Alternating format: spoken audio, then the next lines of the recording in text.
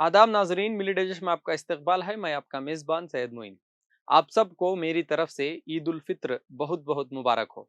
30 दिनों का सब्र, इबादत और रोज़े के बाद अल्लाह ने हमें ये खुशी का दिन इनाम में दिया है। लेकिन दोस्तों, क्या हमने सोचा है कि ईद सिर्फ नए कपड़े पहनने और मिठास खाने का नाम है? नहीं, ईद का असल पैगाम है शुक्र और तक़वा। रोज़े हमें सिखाते हैं कि भूख क्या होती है और सब्र कैसे किया जाता है। जब हम 30 दिन अपने नफ्स पर काबू पा लेते हैं तो ईद उस जीत का जश्न है, एक ऐसी जीत जो हमें बताती है कि हक के रास्ते पर चलना मुश्किल जरूर है पर नामुमकिन नहीं। आज पूरी दुनिया में इंडोनेशिया से लेकर मोरक्को तक और लंदन से लेकर दिल्ली तक हर कोने में तकबीरें गूंज रही हैं।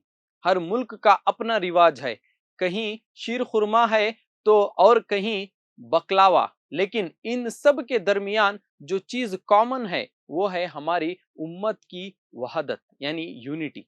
मगर इस साल जब हम अपने दस्तरखान पर बैठे हैं तो हमारे दिल थोड़ा भारी हैं, क्योंकि ईद का असल मकसद एक दूसरे का दुख बांटना भी है। हम कैसे भूल सकते हैं अपने फलस्तीन के भाई बहनों को, वो लोग जो मलबे के ढेर में पर खड़े होकर भी ईद की नमाज अदा कर रहे हैं।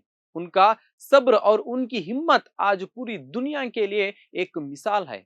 हम दुआ करते हैं कि अल्लाह उन्हें जालिमों से निजात दे और मस्जिदुल अक्सा में आजादी की ईद नसीब फरमाए। हम याद करते हैं ईरान के उन लोगों को भी जो अपने हुकूक की खातिर जिद्दोजहद कर रहे हैं। और बात सिर्फ सरहदों पर ही नहीं है, हम उन दिलेर लोगों को कैसे भूल सकते हैं जो हमारे दरमियान से हैं लेकिन आज सलाखों के पीछे हैं। वो लोग जिन्होंने सिर्फ इसलिए कुर्बानी दी क्योंकि उन्हें इंसाफ की बात की।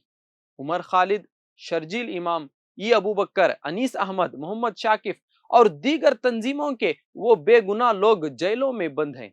इनका गुनाह सिर्फ ये था कि उन्होंने कमजोरों की आवाज बुलंद की और दस्तूर यानी कॉन्स्टिट्यूशन को बचाने की बात की।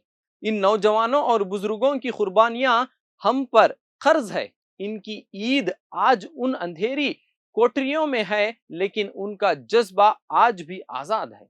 तो दोस्तों, इस ईद पर जब आप दुआ के लिए हाथ उठाएं तो सिर्फ अपने लिए नहीं बल्कि हर उस शख्स के लिए दुआ करें जो जुल्म की चक्की में पिस रहा है। असल ईद उस दिन होगी जब दुनिया में ना इंसाफी खत्म हो जाएगी और मजलूम को उसका हक मिलेगा। अपनी खुशियों में अपने पड़ोसियों, गरीबों और उन घरों को जरूर याद रखें जिनके चिराग जेलों में हैं और शहीद हो चुके हैं। एक बार फिर आप सबको ईद मुबारक। दुआओं में याद रखिएगा। जुड़े रहिए मिली डिजिट के साथ। बोल हमारे, आवाज आपकी।